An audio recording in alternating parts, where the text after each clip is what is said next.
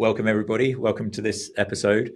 So in this series overall, what we're looking to do is have a chat with a range of different DOE enthusiasts. So the people that have really got into it, using it as part of their career, or sometimes just people that are deeply expert in DOE or massive evangelists for DOE as well. So what we're really keen to hear about is the stories, like the way that they first got into DOE, the trials, the triumphs they've had, how they've used it in the past, what they see for the future.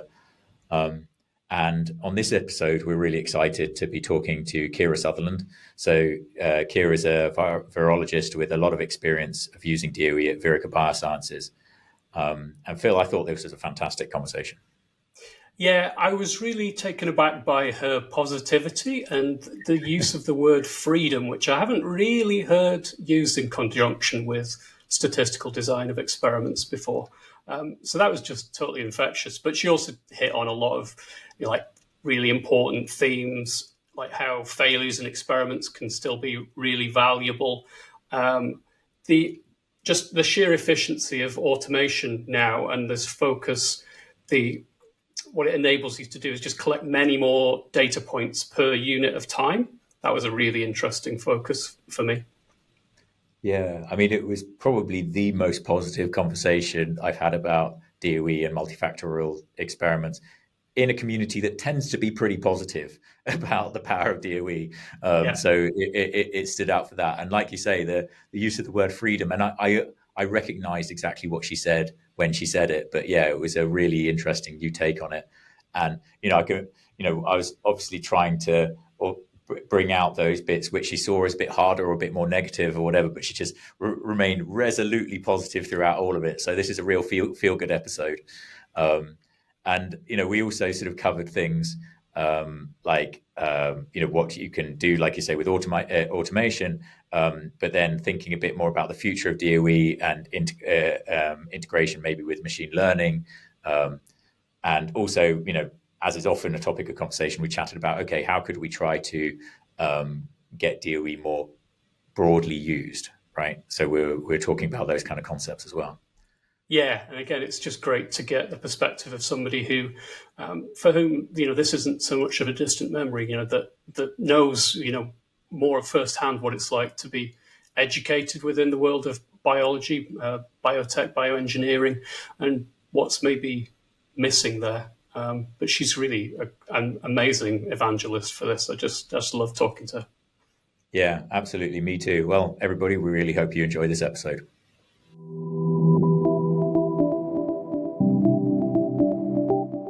Okay, so welcome to this episode of The Next Experiment. Today, we're very lucky to have Keara Sutherland join us from Virica Biosciences. Keara, do you want to just give a bit of an overview as to who you are, what your background is, and then we can get into talking about DOE? Thanks, Marcus. I'm super excited to be here. As you said, I'm Keara, a virologist at Virica Biotech. My background is all things viral vectors and cell and gene therapies. I originally started with oncolytic viruses and then worked my way into any therapeutic that uses a virus. And what I mainly focus on is small molecule high throughput screening, as well as process optimization and development. Yeah, that's fantastic. Exactly the kind of background that would be really interesting to talk about. I'm glad. Should we jump in there? Yeah, well, absolutely. So let's just get straight into it and ask, when did you first hear about DOE, Keara? That is an interesting question, because I feel like there was the time when I heard DOE, and then there was the time where I really heard about DOE. So I was first introduced to the concept of it probably in undergrad and my master's, where I was more so focusing on drug pairing to look at synergy between drugs. So we would do full factorial, but it would be drug A, B, synergy, and call it DOE. And then years later, as I got into the more process development space of viral vectors, and I was actually introduced to synthase, is when I started thinking about it, I think, how DOE is meant to be thought of, where it's more than just, two factors, full factorial, looking at synergy, and more, the process as a whole, unlimited factors theoretically that you can look at, and trying to hone in on it. So about 4 years ago, I believe, is when I first started dipping my toes into the more real DOE, or like when I actually heard about DOE and unlocked what you could do with it more than just drug pairing, essentially. Right. So it's really an industry that you first heard about DOE, real DOE, as you say. Yeah, real DOE. Yeah, exactly. Industry. When we started working with more complicated viral vector production systems, is when you can really tap into all the different, nuts and bolts and strings you can pull to optimize a system. Like I said before, it's really almost feels infinite, and that's where DOE started to make a lot more sense, and the value of it was talked about and applied. So you're moving from a space where you were looking at drug combinations. It's basically you look at every combination, right? Every pairwise combination to now, oh, hang on a second, there's way too many parameters here. Yeah. Be able to do that with, you get the classic exponential explosion. And so now we need some elegant way. If only there was an elegant way that we could strip down those number of runs that you'd have to do to then cover that multi-dimensional space. And that's what you're real DOE, right? Yeah. And then also even being able to think of, I should be looking at this together and not sequentially. To be honest, is something that I had to be trained out of. I think when you're in your undergrad and maybe your master's, it's sort of the stereotypical approach where you have to say every factor has to be fixed except for one. Otherwise, how are you supposed to know what is impacting your system? And then I was introduced to the more complex versions of DOE through synthase, where I realized, oh, that actually doesn't make any sense. I don't know how, I never thought about this before. And it really does make more sense to look at everything that's as important as possible together to unlock what really is your true maximum of your system, or et cetera. So that was when I was in industry and started seeing synthases examples. I believe one of the first ones I heard of was, I think it was media optimization or something like that using synthase. And that kind of just opened my eyes a bit, where I'm like, this makes so much sense. I don't know how I haven't thought about using this before. That's interesting because, certainly for me, when I first heard about DOE, then I had quite a few hangups I had to get over, right? Like I remember one in particular being like, if you're looking at a lot of classic DOE designs, then it's only looking at two different levels, right, for each factor. So two different settings. So, one at, 0.1 millimolar and one at 1 millimolar. And you think, how on earth are you going to be able to capture, say, biological complexity with just two levels, right? Because this is before I knew that, you iterate and that's the way you migrate your way through a landscape. But there's all sorts of little things I think can be sort of like snag you on the way into your understanding, right? Did you have any particular hangups that you had that you kind of like, oh, hang on, this just doesn't make sense? How does it deal with X or Y, right? I'm really lucky in that when I was first introduced to DOE in the more complicated sense, that I had access to automation and I was in the mindset of high throughput screening. So for me, my first toes in this like water was given a capacity of at least 200 plus runs. So when you have that many runs and you're not in the mindset of thinking like, okay, what infinite factors can I test? Your experiment becomes a bit more simple. Like I think my first DOE, I looked at 4 factors and only 3 levels, but I had a run capacity of about 244-ish runs. So that it makes it a bit more tangible to understand that I could test almost all of those, given the throughput I had. So it was a bit less daunting in that sense. Like I felt like I'm testing everything almost, except for like a few holes. So that was nice. That helped me sort of get into it before I had to reconcile with, okay, now I'm going to test 9 factors at more levels and my run capacity's a little bit bigger, but not as much. So it was a sequential approach for me where I had a bit more, because of my capacity, tangible understanding that, okay, I'll test most things. And then I was able to start expanding it into the more, I think, murky waters that a lot of scientists deal with, where it's like, well, there's big holes. Like these combinations aren't being tested. And what about that combination of things? So I got like little bits of evidence that helped me get there without being too worried about it. Yeah, it's interesting. So it sounds like that the fact that you had such a capacity to do a large experiment forced you into thinking about doing a more strategic experiment, forced you into thinking about this in a more multifactorial sense. Yeah, definitely. Because with the capacity, I could do a million reps of certain things or huge dose ranges or huge breadth of factors, or I can just limit that and do more factors with all that space. So that exactly, like that mindset is what allowed me to ease my way into it, I guess, before I became obsessed with doing as much as possible with these minimum runs. Yeah, it gets a bit addictive, huh? Oh yeah. Especially if you're like a scientist who's really driven by data points versus time. Like that kind of fuels me of like the efficiency of things. I'm like, okay, I can get like this many data points and this much of an answer in only a week. And then I'm like, okay, can I make it faster? That it's incredibly addicting.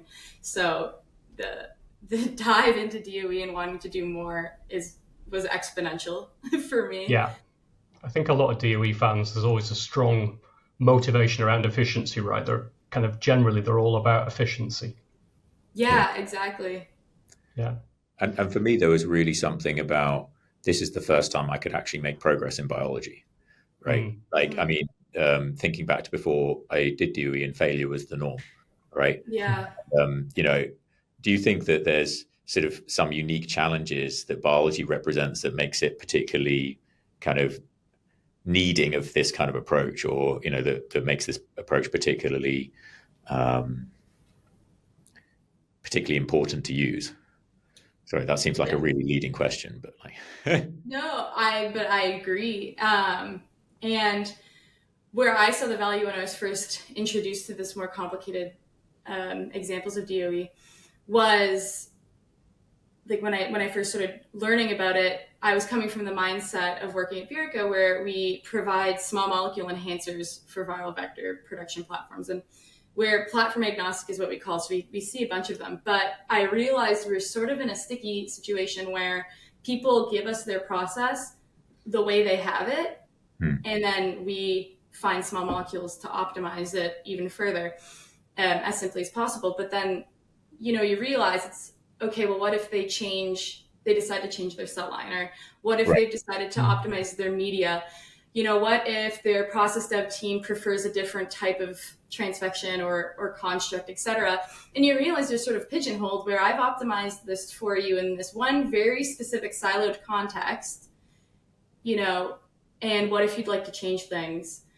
For me, I realized how much more freedom you have if you're able to get out of that silo and do things like DOE and optimize your system with this wholesome approach. So I think, in that nature biology, we kind of like do things sequentially and like, oh, that has a good yield. Like, let's start optimizing this cell line, etc., without looking at it as a bigger picture. And you sort of silo yourself and pigeonhole yourself. So that, in terms of biology needing this approach, is the very first thing I realized as I started using it. We need to stop siloing process dev, in my opinion, and start opening it up. So then specifically, if you were looking at a system like that, then ideally what you'd do is you'd do an experiment where you incorporate different cell lines that they might change to. You'd incorporate different media compositions and, day of the week and phase of the moon and all that kind of stuff, right? And, so then hopefully you can be, actually accounting for those potential sources of future variance or future process drift, right? Absolutely. And then you have the freedom to make those changes. So I can do a DOE and tell you what your optimal titer is, for example. And you're like, okay, great, I want to go with that process. But you have the freedom to say, actually, the supply chain is going to be awful for that, or there's hidden fees that we never thought of. And you can go back to that data and do your second best. Or maybe, okay, actually, we can't use that construct anymore. So it gives you that freedom rather than starting from point zero every single time. Especially in biology, another thing actually this made me think of is the outputs you quantify can change. So, for example, in process dev, a lot of people will look at physical titer for AAV. Mm-hmm. And then as you start using your therapeutic, what becomes increasingly important as you progress is actually the potency or functional titer. So what I've kind of noticed with DOE approaches is you can leverage DOEs that look at multiple outputs of interest and sway your decision making to what output is truly important for you, whether that is functional titer or optimizing physical titer, or maybe it's optimizing, them in the middle, like what can we do to get both, or even cost overall. So that I find increasingly nuanced in biology, where you may start with one type of output and then switch, but what you've looked at, how does that change what process is truly optimal? So that's another sort of benefit I don't know if people are fully considering or using. Yeah, I guess with the proviso that you think about what future things you might want to optimize for and make sure that you're measuring them in the course of your DOE, right? I mean, that's showing some real foresight in making sure that you're doing all the different things. Absolutely. Or even doing like small DOEs for both factors if you need to, things like that. Just taking your siloed approach and looking at it in a bigger picture to allow yourself the flexibility to pivot later on, essentially. Yeah, nice. Yeah. I mean, one of my favorite sayings around DOE comes from a customer that I worked with years ago. He always used to say, think hard before you start. Yeah. So, really thinking about what it is that you need to achieve. And then what comes from that is, well, what do I need to measure? And then, what are your factors? What are the things that you can and should vary? I think that was one of the biggest barriers I remember actually from when I first started using DOE, and I was trying to convince my boss that I needed to be using DOE on everything, obviously. But she'd see me sat there for at least a week or two in front of my computer, and this is very much like, because there's a lot of kind of culture, certainly back then in biology, that if you're not in the lab, you're not working, right? And so there's very much a sort of thing of you should be in the lab pipetting, otherwise, where are your next results going to come from? And so I found that really quite a challenge to sort of explain, yes, I'm going to be deliberately taking this time to do some proper planning so that I can actually do the most effective experiment, which will then move us forward faster. It's until you've got a fair few really powerful case studies under your belt, that can, it's quite hard to hold your ground as a junior scientist, right? Yeah, absolutely. Yeah, the proof's in the pudding. You gotta convince them to let you take a risk in doing a novel technique like this, and then hopefully it works and you can prove and keep proving further and further. I think building the reputation of the technique can be hard. Right. And is that something that you found that you've had to quite sort of deliberately do, is to help, educate your colleagues about this and kind of like help to move the overall culture within the organization forward? I'm really lucky in the sense that leadership was familiar with DOE concepts, so they were engaged and wanted us to move forward with that. But in terms of making it a staple in how we do experimentation, that does take time, because you have these processes that have just been the way they are for so long, and then coming in and saying like, okay, no, we should do it differently, and I think it can do it better. It's like, well, here's years of it working, and now you're trying to tell me that it can be better. That you have to do some convincing, and I don't blame anyone for that, because we're scientists. I like seeing evidence. I need, give me the reasons why and your rationale. So that definitely takes time. And one of my favorite things about a DOE approach is the creativity that can come with it. You really can get it lost in the potential of what output metrics can I quantify with this data, what factors of interest, how, you can, it feels like go through an infinite list. So that sort of creativity mindset of what I enjoy about DOE and being able to experiment with that sort of creative look and endless possibility is hard to give someone and hard to encourage them or teach them. You kind of just have to show them as much as you can. Yeah. So that takes time, I think, of I know you're thinking of it like this, but like, what if we Right. did that, so that for sure takes some time. Yeah, you've got you used some interesting words to describe DOE. So you've talked about freedom and like exploration and the possibilities. Freedom isn't a word that I think many people associate with this sort of more strict statistical design approach. Can you sort of develop on that? How does it give you freedom? I think because you're able to take your system and look at it through a wholesome lens of the various processes within it, you can really pivot to what you think is important. So, for example, I could do process dev where I find a cell line or optimize a cell line just on its own, and then I optimize the construct of interest or the serotype and what transfection reagent I want to use. And then usually a lot of the time when people optimize transfection, for example, in a viral vector process, they're using the out-of-box direction of the transfection reagent, and they test that out and they're like, okay, I think this transfection reagent looks the best. And then they go and they optimize the DNA level, and then they go and they'll maybe optimize the media. So in my opinion, you're pigeonholing yourself. It's like, okay, well, that's your cell line. Okay, that's your transfection reagent. Okay, that's your DNA amount. And it's very restricting. So when I say freedom, I'm going to optimize this all at once to my best of my abilities using DOE and iterate as I need. And what that now tells me is, okay, I can use this transfection reagent with this amount of DNA and get this kind of yield. If I want a cheaper process, I can use this one. If I want a process that potentially goes faster, I can use this one. So that's where I think the freedom aspect to it comes in. And maybe in a way that that's more business friendly, I would say it de-risks your process development. Yeah.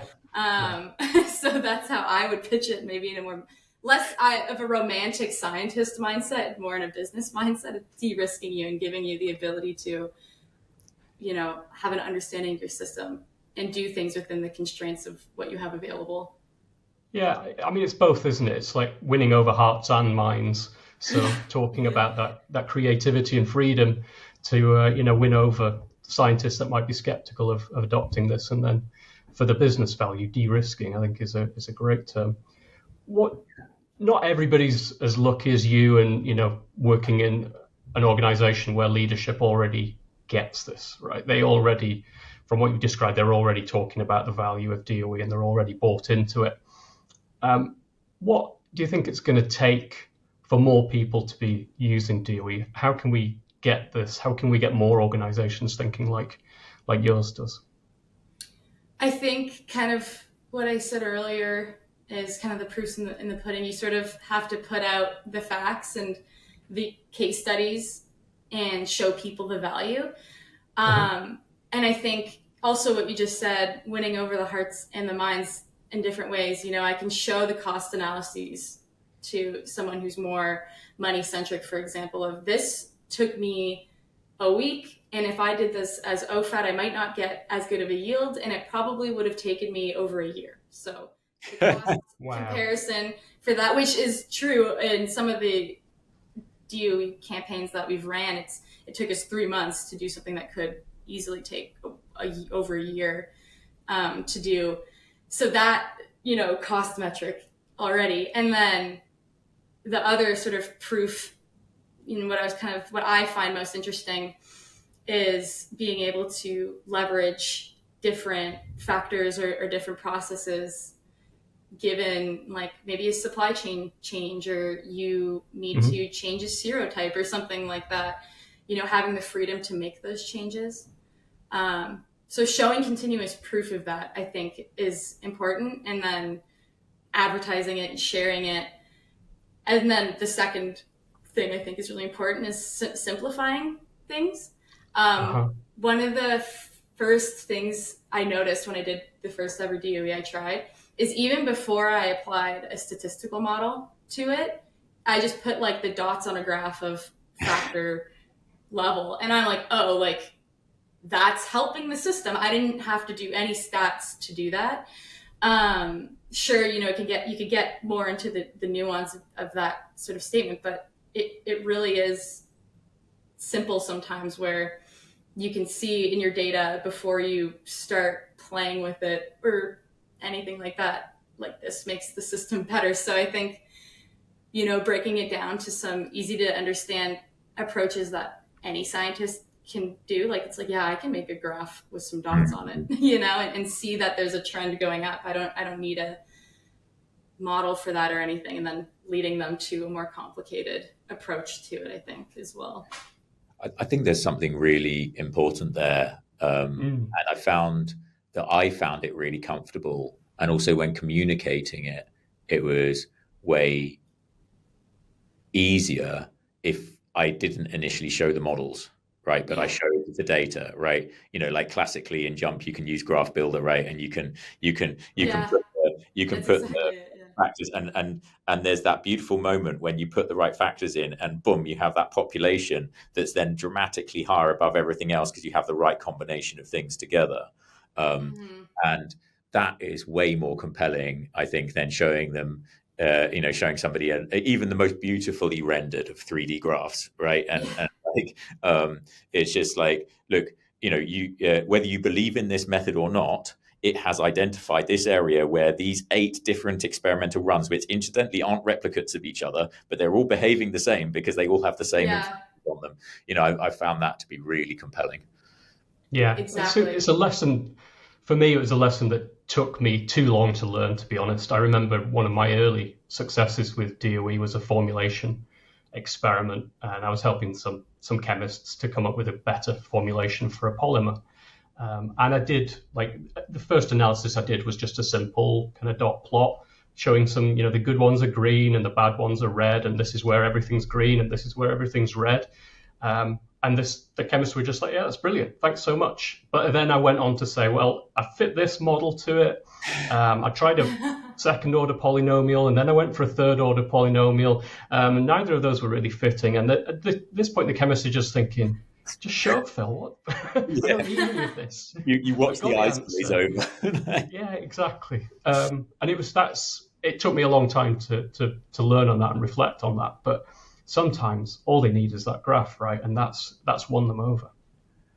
Yeah. I mean, the other thing I've often found though is that people don't want too rosy a picture. I think one of the issues that we have as enthusiasts, stroke zealots of the method, right, is that we want to just be talking about all the stuff that excites us. We've been talking about freedom. We've been talking about, oh, hey, look, there's all these benefits and stuff.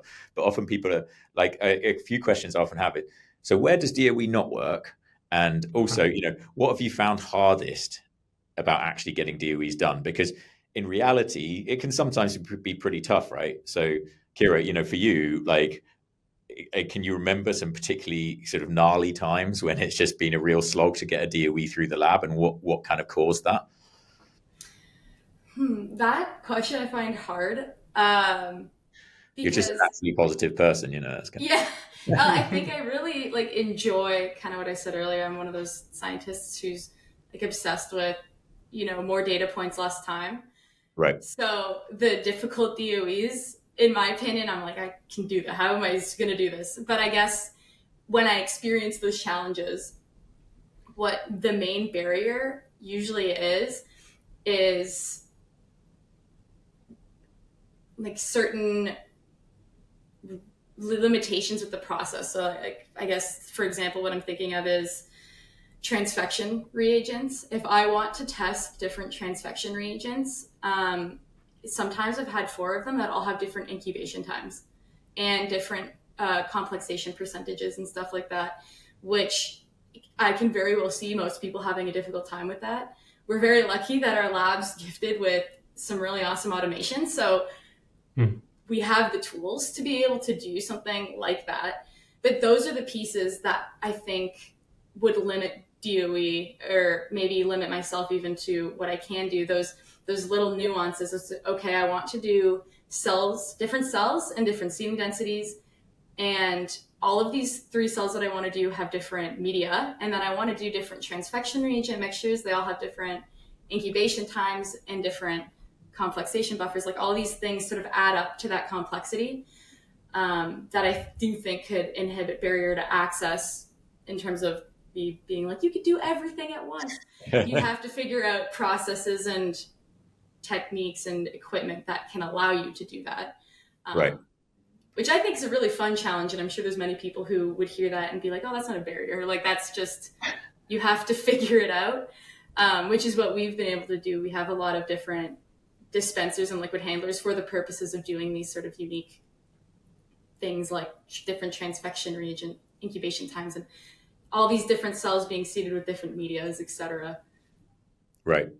I mean, I think, yeah, I guess what you're talking about, though, is that interface of the sort of experimental ideal with then the reality, right? And Yes. very least, it's nice hearing the way that you frame it, right? It's basically, hey, this is a fun problem, right? But at the very least, there's a kind of knotty problem that sometimes needs to be resolved in order to bring our imagined wonderful kind of golden experiment actually into fruition and get the data from it, right? Yeah, definitely. Another sort of hardship too is scale, like what kind of scale you're working with, because then those DOEs where you can feel like you want to be very explorative, want to test these things. One, now you have less throughput, and you also might be more worried in terms of your cost. Again, like with this lab where we have automation, we also have high throughput assays. So the cost for me to do a run and the ease of me doing a run is a lot simpler for someone perhaps working in a larger scale, like an Amber 250 or something like, or shake flasks even. Right.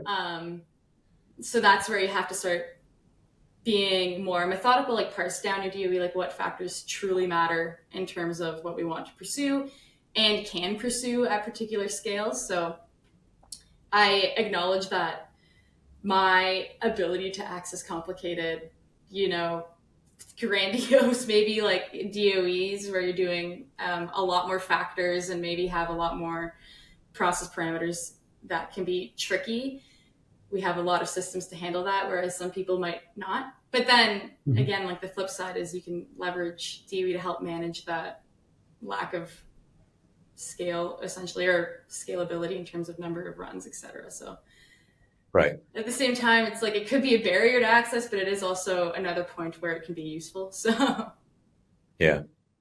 I mean, I remember, early days of running DOEs, both kind of in my earlier career and then early in Synthase. We were doing everything by hand, right? And, with a lot of careful planning, like you say, that kind of problem solving of the interface between your experiment and reality. There's a lot you can do to make it practical, even without automation. But certainly what I've seen in recent years and what I've felt is a huge excitement around, but now what can we do now we've got automation and the software for programming the automation, right? So like the kind of scope of what we can do and the level of biological complexity that we can address feels like it's really expanding. And for me, it's a very exciting moment because it feels like we're at the cusp of something a bit new, right? I mean, Phil can probably comment on this a lot better than I can, but like DOE doesn't feel like it's been designed for this world as a first kind of in its first incarnations, right? No, I mean, DOE's always been about how do you get the maximum information from the smallest possible number of runs. The experiments that I used to do in the lab as a formulation chemist would take each run, had to be done manually, and they couldn't be done in parallel, and they would take 2 or 3 days each. So, a 16-run experiment was more than a month's work. Wow. And I mean, just the idea of being able to do 200 runs simultaneously is just mind-blowing, and I would have absolutely loved if I could do that. But the DOE methods haven't really been designed with that in mind, with the question of, I can do 200 runs, what is the best way that I can use those 200 runs? So I feel like the statisticians have not listened enough to biologists in particular about what their needs are, and these interesting challenges you've got, like managing different incubation times and these things that are important for a biologist, but statisticians I don't think have necessarily listened to that yet. Do you think there's more to do in the statistical design side of things? I think I guess it's like hard to answer because I'm doing the best I can with the statistical designs that we currently have. But I think, yes, like it would feel good. And I do think it would be something that would help advance DOE in the biological space if there was sort of, I don't want to say custom made, but biology educated designs. Like, okay, we've got, various DOE designs that don't always work in the context of the noisy, weird space of biology. But here's a design that's novel, that has been strategically crafted with this sort of application in mind, I think would give scientists sort of another thing to grasp when they want to start doing this. It's like, okay, well, that was made for us. That's supposed to work in this context, rather than maybe believing other scientists who are using tools that weren't originally designed in biology and making it work. It's kind of like another layer of support, I think. So maybe. I'm really intrigued now. We've been talking about really big designs and stuff. What's the biggest you've done, Keara? What's the biggest design you've done? What's the most number of factors? What's the most startling result that you've had? The biggest design was, I think, 14 factors. So it was a process dev situation where there's like cells, different plasmids, different plasmid ratios, different transfection reagents, different small molecules, stuff like that. And we ended up, this was when I first started doing DOE, when I said I had 244 run capacity. A year after that, we'd optimized 96-well experimentation. So we then could increase our run capacity to 1,080, which is awesome. So then this larger experiment of 14 factors, and some of them, their levels went up to like 4 or 5. So we were able to do quite a bit in that process dev. That's definitely the biggest one I've done. That's really cool. I mostly asked that question just to watch Phil go green. It made me jealous, right? Yeah. The like cherry on top of the cake there is that experiment took a week, like to do and get results, was in a week. So. Wow. There's a bit of smugness there, then, isn't there? That's a good week. You're packing up on a Friday and you're just thinking, I've earned my wage this week. Yeah, and this is where what I've said earlier about how I'm a scientist who loves like, how many data points can I get in the little amount of time possible. I love this stuff where I'm like, yes, 1,080 runs, this many factors in a week. I love that. So that's definitely most complicated, I would say. Any crushing failures? Anything where you've been like, oh, I put a load of work into this and it's just given us either ambiguous results or no results, or just had to sweep it all in the bin and go down the pub? I mean, what's have you had anything along those lines? Because I mean, obviously you've used it a lot at this point, right? Yeah, I definitely probably just sound like a salesperson when I talk about this, because I'm like, even the failures are interesting information, but it's true. Like a lot of the experiments that went the way that I wasn't expecting was still really informative. So I've had an experiment, for example, where I was testing a bunch of factors and I had sort of like my all-star factors of like, these are the ones that I actually care about. And I'm excited to see how things pan out for them. And then they just like did nothing. So I like plan this DOE assuming that these are going to be driving factors in the system. And I'm like, oh, they're actually not. And that seems like a failure, obviously. And I was disappointed in that. And then, but it was an interesting lesson of like, okay, so these things that I really thought were important actually aren't nearly as important, or I need to think about their application in a different way. So either way, you can iterate, move on, do something different with them. Right. But in the moment, you're like, I designed an experiment that I guess didn't make sense for what I wanted to look at, or didn't work out. But either way, information's information, so we can take what we get and move on to the next experiment. Right. I mean, I think that's fascinating in its own right, because certainly I've had failed experiments, prior to using DOE and stuff, that were just failures, right? They told me nothing. They were hugely ambiguous, and then you'd spend, days debating with your colleagues about whether this experiment actually meant something or not, right? Mm-hmm. The fact that you're talking about your failures as those ones that still gave you clear information, but it just wasn't necessarily the information you're expecting. Yeah, that's a very different type of failure, right? That's that's not a failed experiment because it's actually giving you the answers to the questions you were asking. They just weren't the answers you were maybe hoping for. Yeah, I can think of actually a very poignant example of when, if I was experimenting in the traditional like OFAT sense, it would feel like a failure, but I was lucky in doing DOE, so it wasn't. There was an experiment or a project where we were looking at process optimization for a lentiviral vector system. And the very first thing we did when we got this is just testing sort of the out of the box, let's see if we can quantify this lentivirus, and we got literally nothing. So instead of banging my head against the wall, I was like, okay, well, let's just go ahead and do a DOE, like, let's just do it. If we'll do a very small scale one, so not one of our 1,080 runs, we did 60 runs because I didn't want to waste a bunch of money. So that's just... Phil, sorry, 60 runs is really small scale. Yeah, sorry. This is the inside of a 96-well plate, just one 96-well plate. So we parsed it down to 60 runs. And we just did a small scale process optimization on that. And then it worked. Like what actually happened was that the out of box instructions were not within the range of what we could detect using our assay. But instead of wasting our time being like, oh, maybe the assay didn't work, maybe the experiment didn't work, like, was one of our reagents poor? We're just like, put it into a DOE. Like, we got a great signal, and clearly it was related to the process being suboptimal.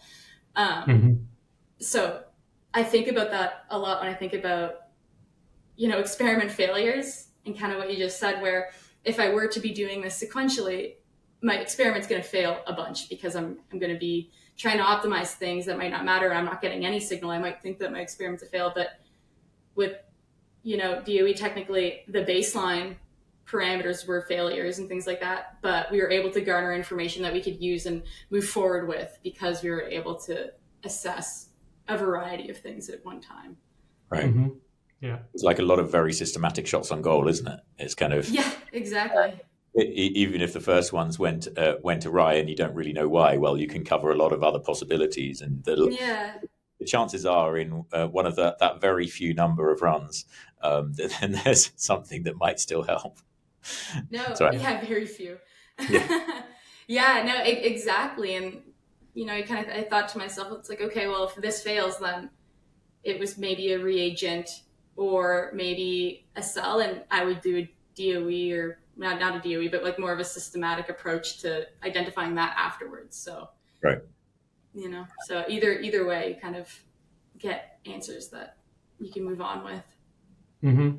So it sounds like you've never really lived in that world where you're making like unambiguous kind of lack of progress because you're not experimenting strategically. You've always, from your start in industry, you've always been using DOE, and maybe this is why you've got this huge positivity about design of experiments, and you're talking about freedom and creativity and all these very positive things. Yes, I am also like a very positive person, so maybe that's but I'm lucky in that my experience with sort of the banging your head against the wall, like trying to make something work, was limited because that was very short-lived before I started learning about DOE. And that sort of like banging my head against the wall, trying to make things sort of work, is how I gained largely from my experience working with small molecules, like I said earlier, where you're pigeonholed into something that someone gives you. And if they change things, then it might completely wash away. So that happened immediately, just given the nature of what you try and do, where you sell someone and then maybe a big process change, and it's like, oh, well, now I have to, whatever. So that feeling of frustration where, I don't like being pigeonholed, and then maybe something's changed and you don't know it, and then your whole system's changing, etc., is why I feel so positively about the shift into a more wholesome process development mindset using design of experiment. Because I hate that feeling, but I really like feeling like I have more control over a process working versus not. So I think that's where like my positivity comes from, is, this feels so much better in terms of having the freedom to choose the factors that are going to be useful moving forward, or maybe pivoting to something else, than the prior, which is you have this box to work in.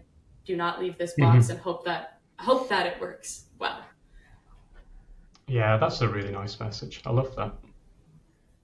And then, in terms of, do you have any kind of speculation as to where the future of this might be going, right? You've already seen things where, you've gone from, a mere 200 runs to, 1,000 runs. So you've gone up an order of magnitude in runs. Do you see, you thinking that's going to keep pushing and we're going to keep going higher and for whatever system we can do that on? Or do you think there's going to be something more in terms of, maybe some, hopefully, like ever more powerful statistical designs, or are we going to be moving more into ML, or what do you think? What do you think a small question, what do you think the future of biology?